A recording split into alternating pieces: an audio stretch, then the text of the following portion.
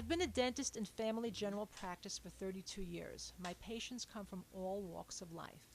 I was born and raised in Brooklyn, New York, and went to Brooklyn College and graduated from NYU Dental School in 1975. After a one-year hospital residency, I purchased a dental practice with my then dentist husband, who remains my partner today. My work suits me. I enjoy helping others maintain and improve their health. I'm now finding a big connection between oral health, one's diet, and the rest of the body, and I've expanded my practice to promote overall health with my patients. As a child, I was self-conscious growing up because I had a severe weight problem that literally shaped who I was and what I am now. From my earliest days, I was the fattest kid in the neighborhood, and that generated feelings that never really left me. It was an overwhelming source of pain throughout my childhood. My earliest recollections include being constantly teased by other children.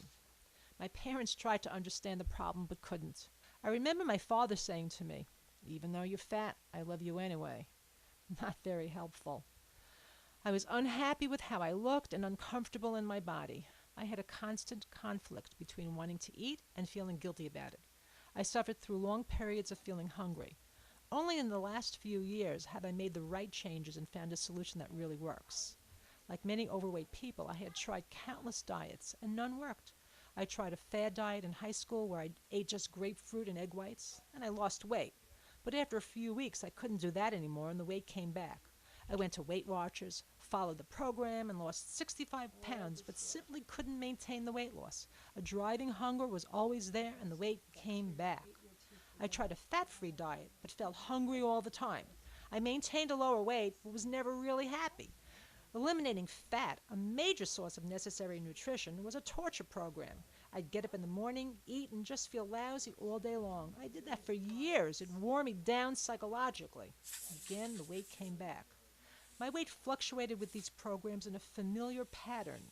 I'd be disciplined, lose weight, become hungry, then quit, saying I can't do this anymore. I'm too uncomfortable, I'm irritable, I'm hungry, I'm cold, I'm unhappy. Of course, the minute I went back to my normal diet, all the weight came back. This happened repeatedly for decades. Now, finally, things are different.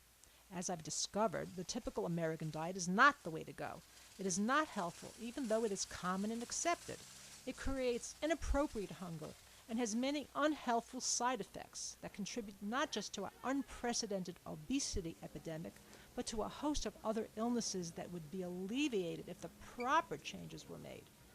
I have made those changes in the last few years, and I now have the problem solved. My weight is fine, and I feel whole and at peace. I have a feeling of well-being I never had before. I now have appropriate hunger, and I never overeat. I look healthier on the outside, and I'm healthier on the inside, too.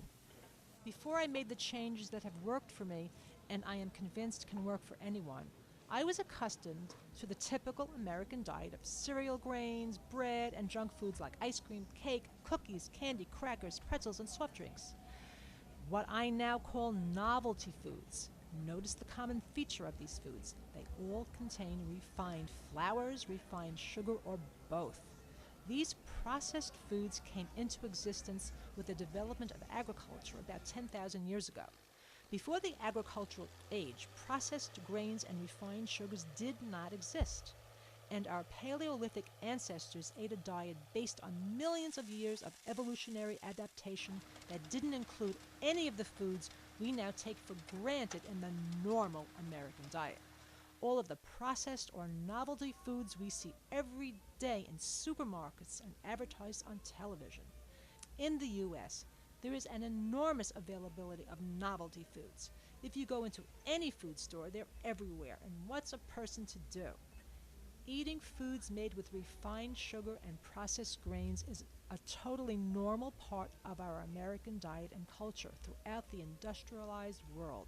Unfortunately, as it turns out, when your daily diet includes foods high in starchy carbohydrates, red meats, and sweets made from refined sugars, it's easy to put on extra weight. When I was a child, there weren't as many obese kids in elementary school as there are now. Today, there are more percentage-wise than ever.